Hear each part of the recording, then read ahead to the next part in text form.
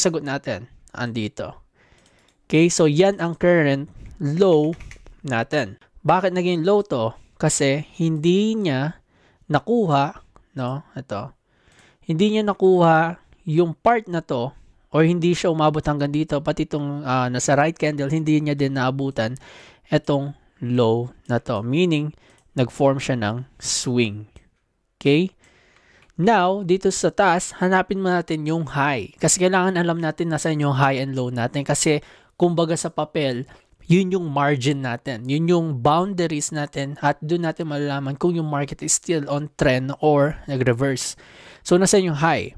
So, obviously, pinaka-recent high natin, magsisimula tayo lagi from left nyo to right, no? So, andito, nakita nyo yan. Andito yung high natin.